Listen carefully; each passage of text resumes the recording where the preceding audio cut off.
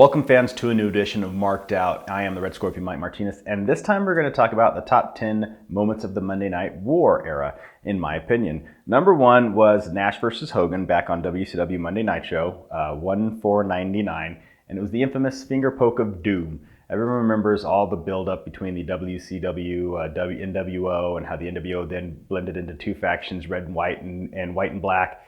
And then Goldberg was red hot as WCW champion. Nash beats him thanks to some help from Scott Hall. And, this new era begins in WCW. And then the finger poke of doom.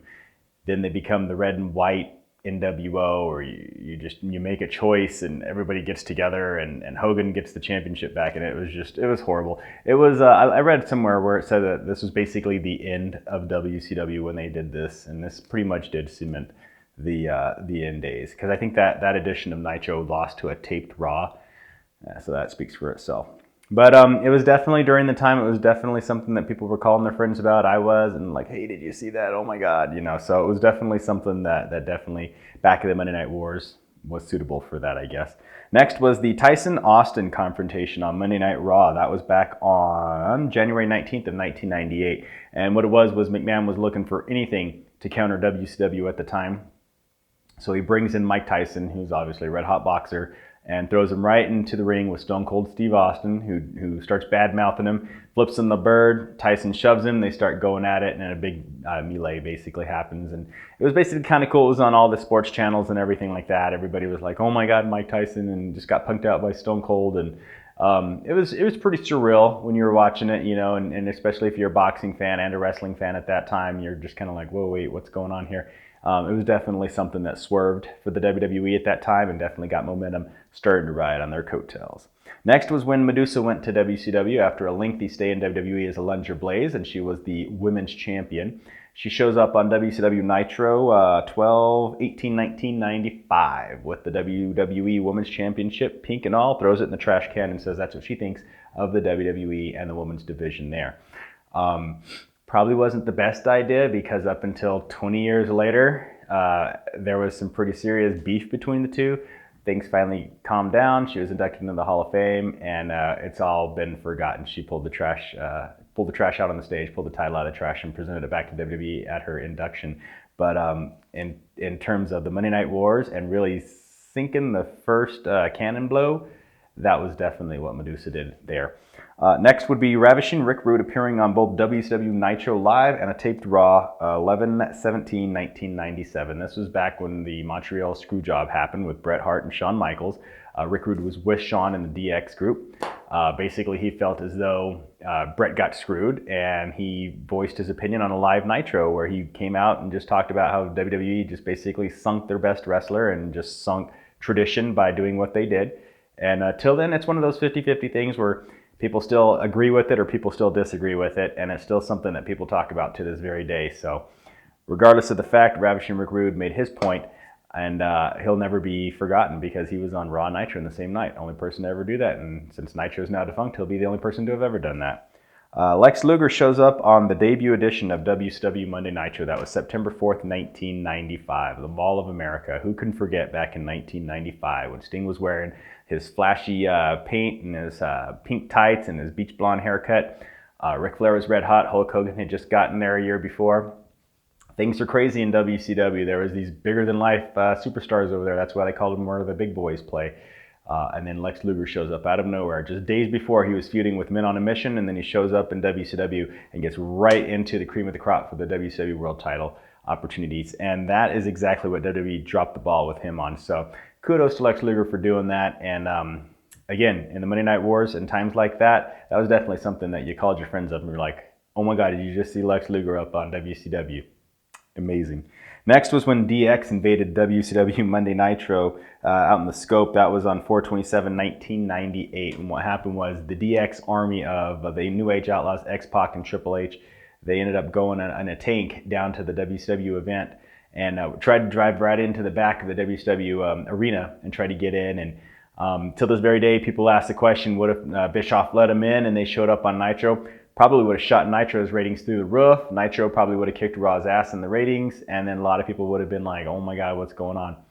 But who knows? It's a lot of what ifs at that time. And It's definitely one of those things that if WCW would have thought a little bit differently, like with many things that they did wrong, they probably would have ended up on the right end of things. It was pretty cool for DX to do too. That was very ballsy. Next was when Stone Cold Steve Austin stuns Vince McMahon for the very first time, September 22nd, 1997. This was actually the beginning of a long list of Stone Cold stunners to Vince McMahon and pretty much everybody else at that point. Vince had told Stone Cold that he needed to abide by the rules. He needed to wear a suit and tie if he was going to be the WWE and going to be the champion one day or whatever. And basically told Stone Cold to be a corporate man. And Stone Cold said, well, this is what I got for you. Flipped him off, gave him the stunner, and everyone was like, oh my God, I just did that to the boss. So it was pretty badass back then. Eventually, 900,000 stunners later, it's like whatever. But then, cutting edge. Next was one of my favorites was when Brian Pillman pulls out a pistol back on the 11/4/97 edition of Monday Night Raw. It was a home segment where Brian Pillman was laid up because his ankle was messed up. Stone Cold, his former tag team partner, championship partner, busted it up, sent him home, made him sit at home, then talked a lot of crap. Then said he was going to go make an example out of Pillman because Pillman was Bret Hart's good friend. And Stone Cold was trying to feud with Bret Hart at that time. So basically Stone Cold intruded onto Pillman's property, broke into his house, and tried to attack him when Pillman pulled the gun out on him. And of course the WWE lost the feed and blah, blah, blah, blah, blah. It was pretty amazing. It was also the first and only time that somebody said the word fuck on live television. Vince McMahon was pissed because Brian Pillman blurted the words out right before they were able to bleep it out and go to commercial because it was a live program and it was before the delay and all that. So it was pretty awesome. Next on the list was when Scott Hall makes his arrival in WCW. We remember him as the Diamond Stud, but as Scott Hall looking like Razor Ramon, this was the 5/27/1996 edition of WCW Monday Nitro. He shows up in the Razor Ramon character and gimmick, basically declares war on WCW as if he's from WWE. Says he's got some guys coming, which ultimately was Kevin Nash, and later on the Hulkster turned and joined their campaign at Bash at the Beach. But it was pretty cool. It was pretty badass because when a guy like Scott Hall leaves WCW mid-card talent, goes to WWE, blows up, becomes a huge star, and then comes back to WCW, it just leaves everybody like scratching their head. What's going on? Is he really still working for WWE? Are we really seeing what we're supposed to be seeing? Is this really happening? Am I on the right channel? It was crazy, and it was definitely one of those things. I mean, me and my friends, we had the promo, memorized to the T, every word that he said. You don't know why I'm here, blah, blah, blah. Finally on my list was when Vince McMahon appears at the opening of the very final Nitro, which was on March 26th, 2001. He opens up WCW Monday Nitro talking about he's got the control of WCW in his hands because he purchased WCW. So you're like, wait, what's going on? They do a simulcast of both WCW Nitro and Raw, first time, last time, ever. And it's just this crazy, crazy thing. I mean, there's feelings involved, there's hurt, there's distrust, there's all kinds of stuff going on. Fans don't know what to expect. Wrestlers don't know what to expect. People are going to lose their jobs. Oh my God, what's going on? And then they swerve us all by throwing Shane McMahon in Panama City on Nitro, saying that he actually purchased WCW out from underneath Vince. It led to their feud, and it was some great television. It was also a sad day for WCW to finally close its doors, even though it was so crappy. It was definitely, it was always that alternative, and there's never going to be a WCW. TNA is never going to be WCW. ROH is never going to be WCW. New Japan is never going to be WCW. So it definitely has that credibility, and unfortunately that was the last time we saw it. But when all good things must come to an end, the Monday Night Wars came to an end, and that was the last on our list. So we hope you enjoyed it. Stay tuned for another Marked Out next time around. Hope you tune in. See ya.